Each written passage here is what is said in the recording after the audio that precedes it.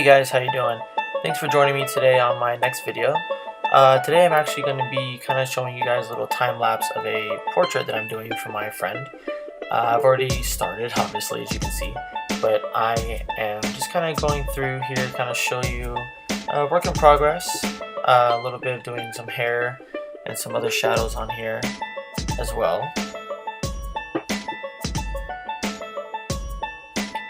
The tools that I will be using are going to be Derwent pencils, 4B and 5B, and I'm going to be using some Staedtler pencils as well with a pan pastel brush that you see there.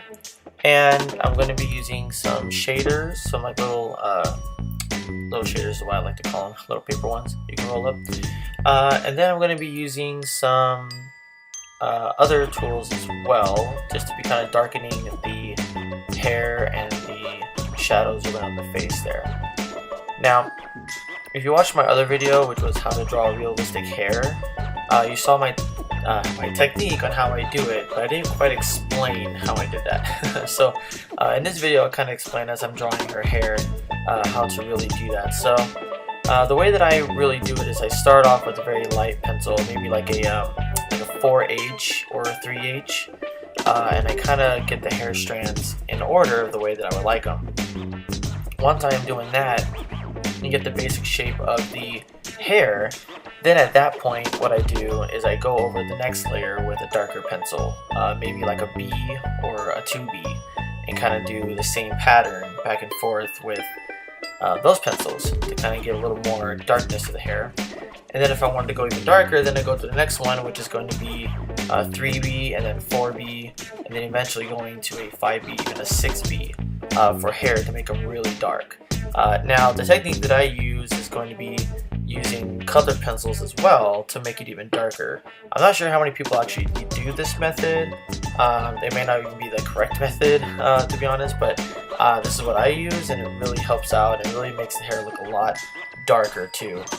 So I actually do the Prismacolor Black Premier pencil with like a more softer lead to it, so it's going to be a little more darker and more softer, so I got to use the blender pencil to kind of go and blend through so there's no lines or marks.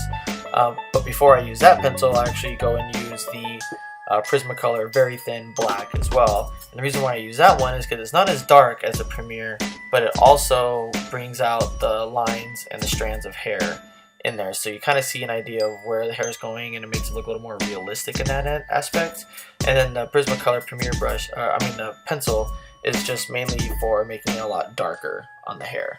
Now, in a lot of portrait drawings that I've seen compared side by side to a photo that they're referencing, a lot of people will draw the hair not exactly the same or as dark as the picture goes, which is okay, because I find that if you do that, then it makes the hair look more like just a black spot or something black on the photo.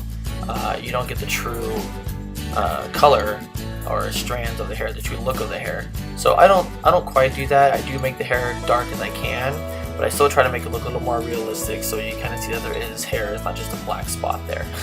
So I also used the Pan Pastel Soft Brush, again in my last video talking about how to draw realistic hair that really smooths everything out, so you'll see me do that in this time lapse from time to time using that.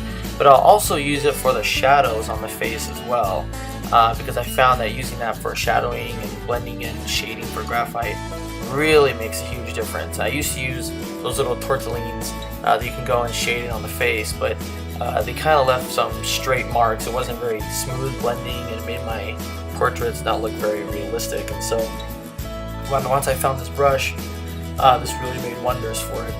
And so I use that brush. I will be using that brush from now on when it comes to doing these kind of portraits here.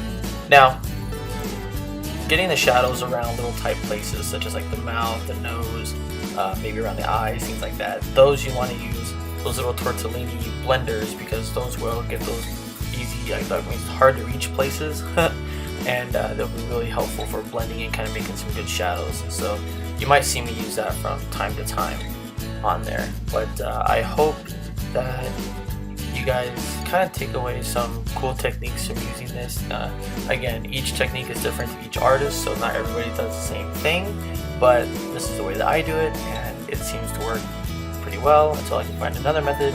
But I really like that brush that I'm using right now. Now, this brush that I'm using, that little tip of it is very dark. However, the kit that I bought has 3 extras. I think it was like maybe $10, maybe less than that, like maybe $7 or $8 over at Blick Art, which I love Blick Art, by the way. They have so many awesome art tools. It's like my heaven for art.